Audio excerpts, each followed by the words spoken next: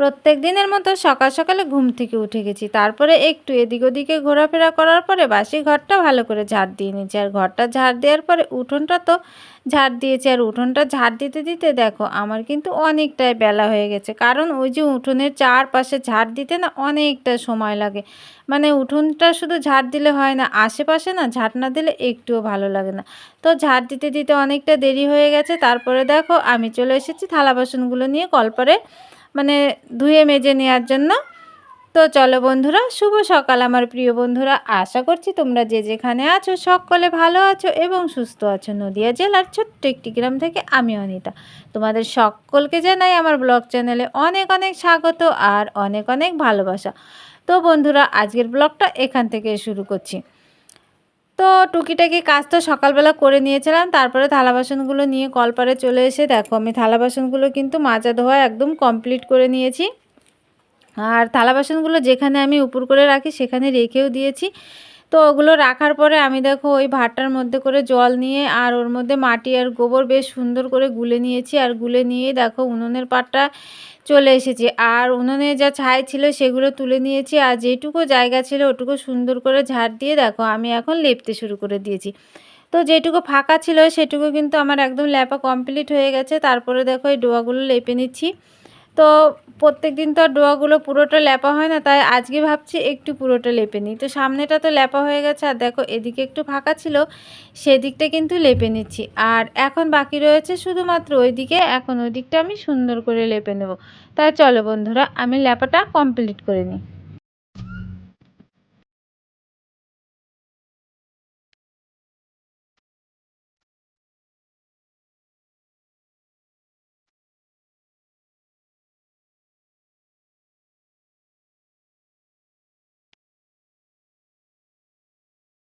পুরো ডোয়াটা লেপা আমার কমপ্লিট হয়ে গেছিলো। তারপরে ঘরে চলে এসেছি। আর ঘরে এসে হচ্ছে বিছানার চাদর জামা কাপড় মানে যেগুলো আমি একদিন ভরে আর কি ব্যবহার করেছি আর মায়ের মানে বিছানার হচ্ছে চাদর বালিশের কভার এগুলো যা ছিল সব কিছু কিন্তু খুলে নিয়েছি।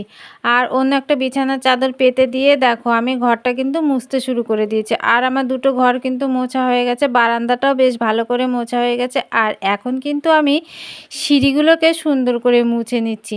তো উঠোনে তো প্রচুর ধুলো হয়েছে, তোমাদের হচ্ছে প্রায় দিনই বলি, কারণ হচ্ছে সবসময় লেপা হয় না, তো ঘরও সেরকম ধুলো হয়ে যায় আর কি।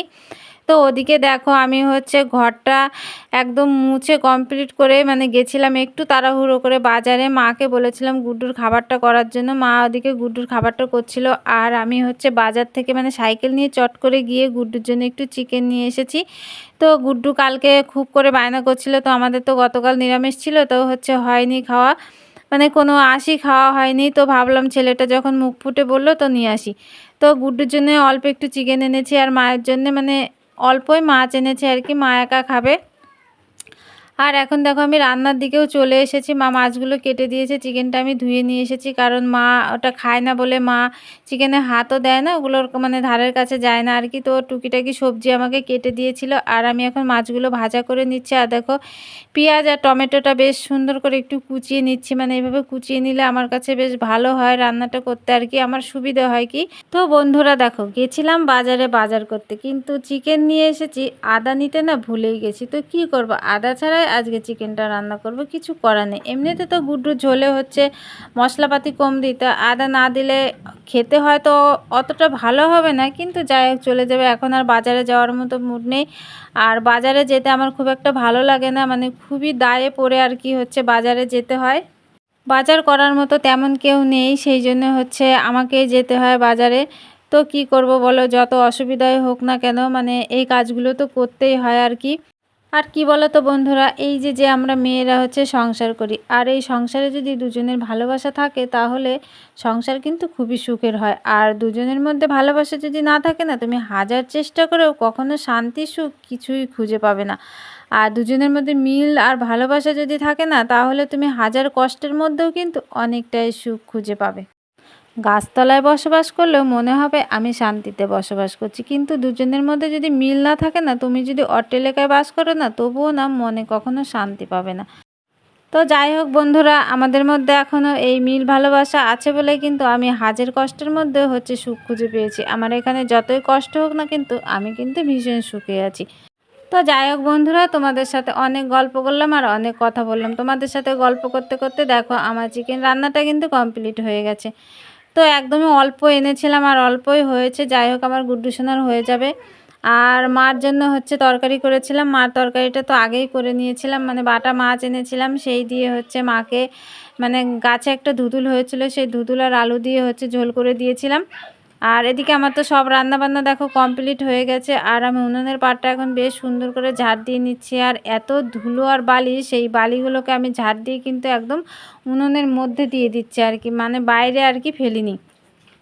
আর ওদিকে তো গরম জল বসিয়েছিলাম। এই যে অনেক জামা কাপড় ছিল, মানে কদিন ধরে তো এই জামা কাপড়গুলো আমি ব্যবহার করেছি, সেইগুলো হচ্ছে আজকে একটু কাচবো আর কি। তো গরম জলের মধ্যে দেখো সব জামা কাপড়গুলো আমি ভিজিয়ে নিচ্ছি। মানে রান্নাবান্না করার পরে এই কাজটা আর কি শুরু করে দিয়েছি, কারণ রান্নাবান্নাটা আগে কমপ্লিট করে নিয়েছি, তারপরে বাকি যে কাজগুলো আছে সেইগুলো করে নেব, কারণ গুড্ডুর তো খিদে পেয়ে যাবে। তো এইসব কাজ করে রান্না করতে গেলে অনেকটা দেরি হয়ে যাবে, সেই জন্য হচ্ছে রান্নাটা আগে করে নিলাম আর কি।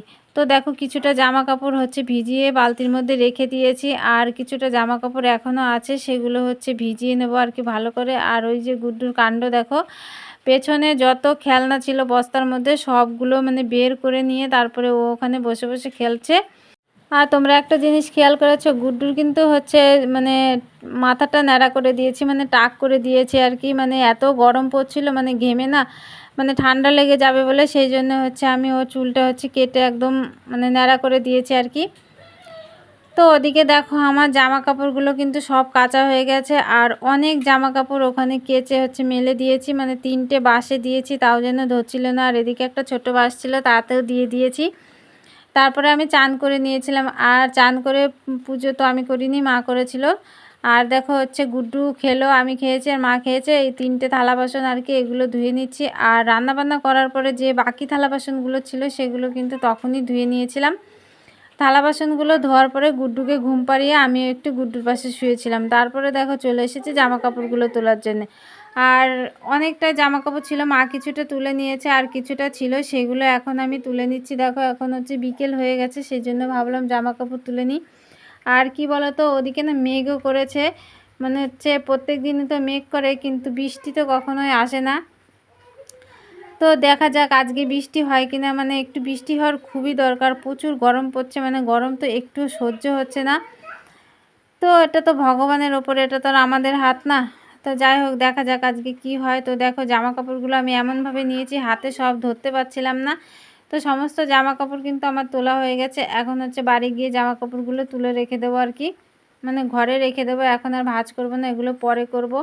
এখন অনেকটা কাজ বাকি হচ্ছে, উঠোন ঝাড় দিতে হবে আর ভাত বসাতে হবে, কারণ বৃষ্টি এসে গেলে তখন আবার রান্না হবে না, কারেন্ট থাকবে না। আর আমাদের গ্যাসটা তো এখনও ভরা হয়নি, এখনও মানে কিছুদিন পরে আর কি ভরবো, একটু সমস্যা হচ্ছে আর কি। জামা কাপড়গুলো রেখে দেখো চলে এসেছি আবার উনুনের পাড়ে। আর উনুনে তো ভাতটা বসিয়ে দিয়েছিলাম আর চাল দিয়ে দিয়েছি, উনুনে দেখো এখন কাঠ ধরিয়ে দিয়েছি। আর একদিকে দেখো রান্না হচ্ছে, আর একদিকে কিন্তু আমি উঠোন ঝাড় দিতে শুরু করে দিয়েছি।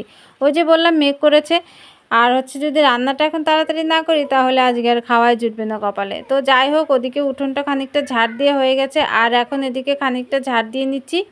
তো চলো বন্ধুরা, আমি এখন পুরো উঠোনটা ঝাড় দিয়ে নিই। আর উঠোনটা ঝাড় দিতে দিতে আজকের মতো ব্লগটা এখানেই শেষ করছি, আর বড় করছি না। তো তোমরা যে যেখান থেকে আমার এই ব্লগটি দেখছো সকলে ভালো থেকো এবং সুস্থ থেকো। আর যারা নতুন বন্ধু হয়ে আমার এই ব্লগটি দেখছো তাদের পাশে থাকার জন্য অনুরোধ করছি। দেখা হবে তোমাদের সাথে আবার পরবর্তী একটা ব্লগে। টাটা বন্ধুরা, গুড নাইট।